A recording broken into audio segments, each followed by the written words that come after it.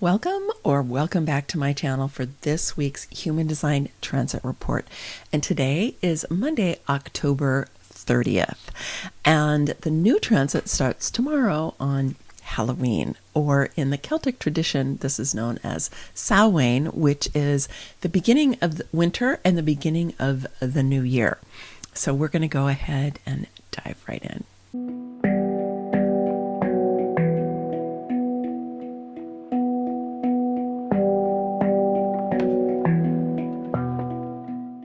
Well, as you may know already, it's a big week for me because my new book, Feminine Sovereignty, 8 Pillars for Regenerating Ourselves in Our World, is coming out on Thursday, November 2nd.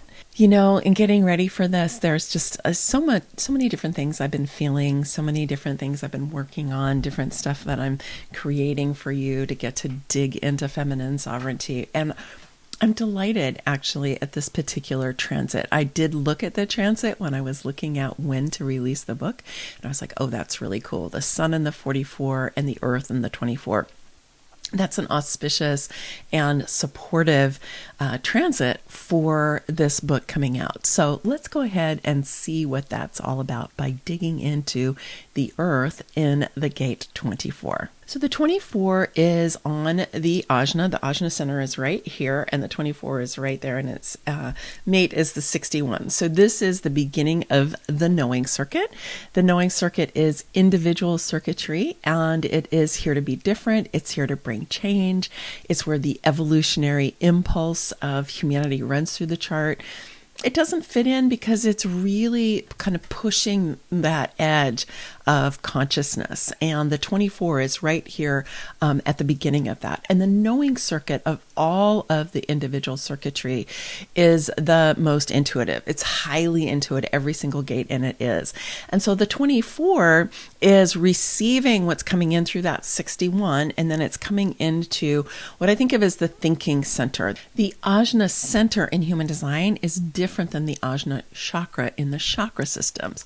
I'm a radiant body yoga teacher, so I know the chakras really well as also. So the Ajna center in human design is actually not all that related to any of the chakras because it really is more of that thinking mind place. So the 24 in traditional human design is known as rationalization, and in quantum human design is known as blessings. So let's just unpack this a little bit. So rationalization. So when we think about this energy coming in through that 61, and then the 61 in traditional human design is mystery. So if we think that the information, the divine guidance really that's coming in from that creative intelligence of the universe through that knowing circuit is coming in through something that feels mysterious, and then we need to rationalize it. I think that's the way that those names came up in traditional human design, but in quantum human design, the 61 is wonder. Right? Wonder, I wonder, which is an awesome energy to have, the wonder, right? And then the 24 is receiving that wonder as blessings. So in thinking about the quantum human design take on this, it's really what we think of as like the awakened self-expression. Whereas like rationalization, that's kind of like very analytical, is very left-brained actually, kind of how do we rationalize this, right? Whereas blessing carries more of that openness and that wonder and that sense of expansion and possibility and potentials, which in my view is really much more core to the knowing circuit than any kind of analysis or anything like that. So that's why I like the quantum human design name. So the earth is lighting up this gate of blessings that is receiving this divine inspiration, divine guidance, downloads that we get through that knowing circuit. And I sort of think of that 64 as almost like, a container, a chalice, a bucket, if you want, or glass, or something that is like receiving what is coming in through this knowing circuit. It's receiving it, it's blessing it, and then passing it on. So during this week, while this is being lit up by the earth, you want to think about how can you ground yourself in a deep sense of spiritual, intuitive blessings. To be looking for what whatever is happening in your life, to see where is the blessing in that. And in particular, to be able to receive the perspective that whatever this is that's happening, and, life is pretty full of challenges these days. Yeah, individually and collectively, right? I think we all know this. So how do we actually respond to the challenges that are happening, and how do we find the blessings in them? I recognize for some people this is a pretty tall order because there's some pretty intense stuff that's going on. And yet, when you can make that transition, when you can do that, it's very liberating for you because it helps break you out of any tendency to fall into that victim consciousness at the 28, which we're actually in right now. The sun is lighting up the 28 as of today, and it changes tomorrow. But we've been in this 28, which can be lighting up that sense of struggle, that sense of being a victim, right? And so we want to be moving that 28 into its higher expression, its more awakened expression, which is about meeting challenges as opportunities and even adventure. And so the 24 is going to kind of pick up, and then once the sun leaves the 28, that 24 is going to kind of pick up that energy of the knowing circuit, because the 28 is also in the knowing circuit. It's going to pick that up, and it's going to say, okay, how do we choose to step into whatever that is happening and to look for the blessing, not to try to rationalize it or try to make sense of it with our left brain, right? Our more analytical brain, even though it's on the ajna.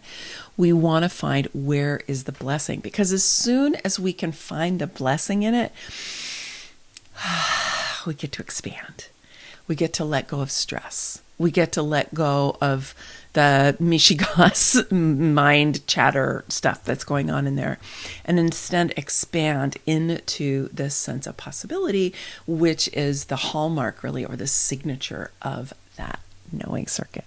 And then the sun is lighting up the gate 44. And the 44 is on the spleen, and it is in the tribal circuit, and in the community or the commerce sub-circuit of the tribal circuit.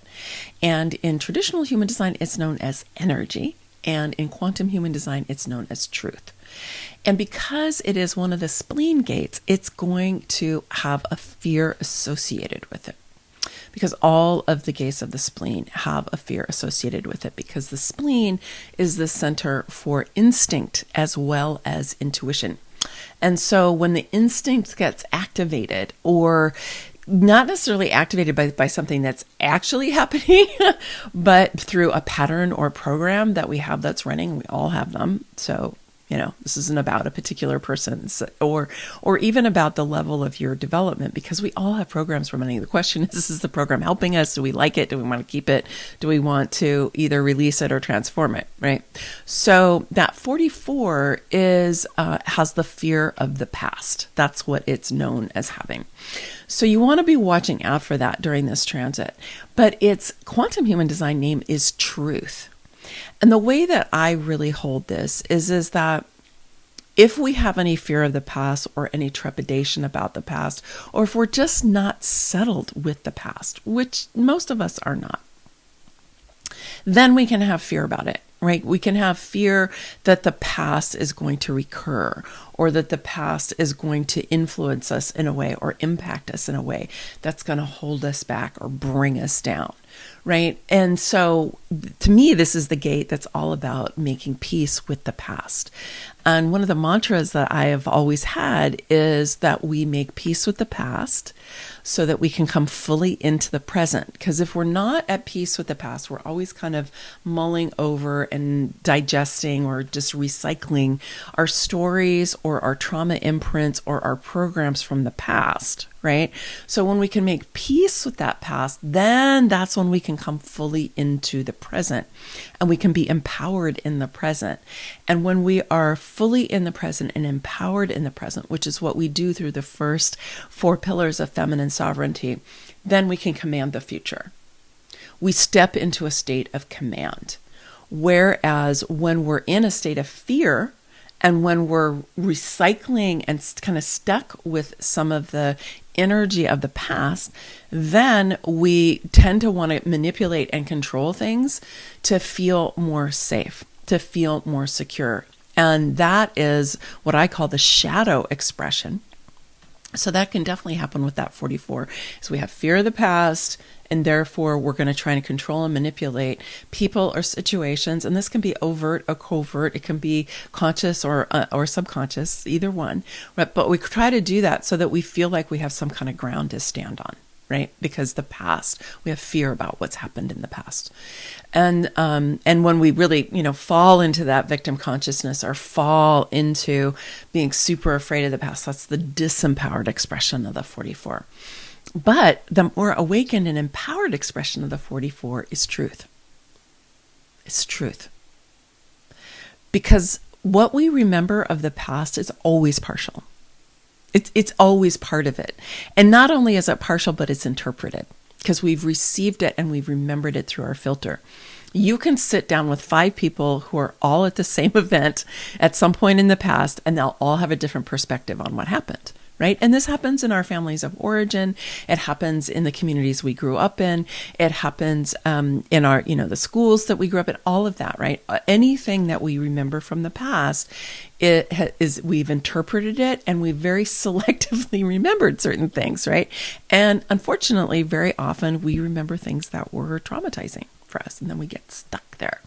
So the really empowered way to approach this is to say, well, what is the truth about what really happened?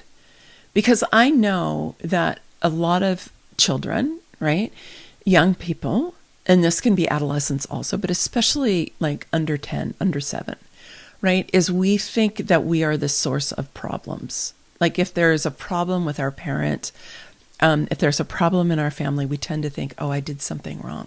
That's why they're like that. I'm not good enough. And that's why, I don't get the kind of affirmation or acknowledgement that I really want from my dad. And we think it's our fault, right? So just think for a moment for yourself about the things that you remember from the past that tend to kind of drag you down, tend to be a little bit heavy. So if you think about that and you go, well, but what's really true about that?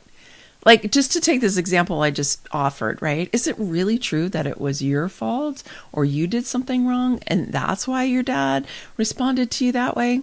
Chances are it had a lot more to do with him and maybe what was going on in his life at the time than it has to do with you. So what's the truth? Because one of the things we can do is go back to things that we've been holding on to and be like, is that really true? What would be a more empowering way for me to understand this situation in the past than I currently do? Right? What would that be?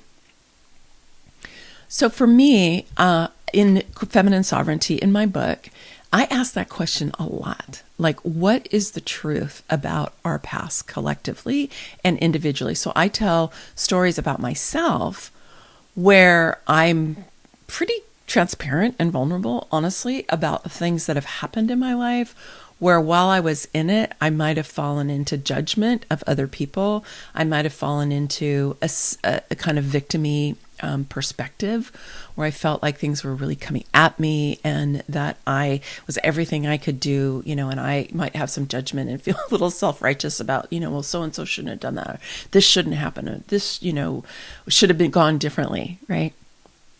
Which we all can do.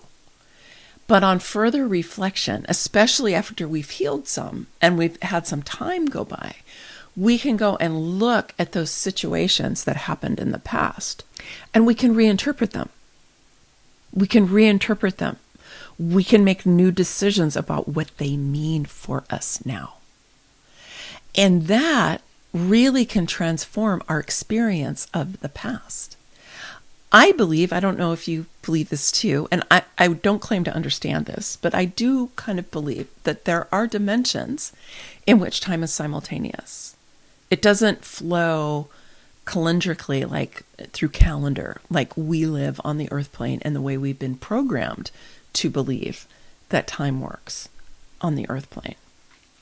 That there is a place which is more of a space than a time, where everything is happening simultaneously and everything is influencing everything else.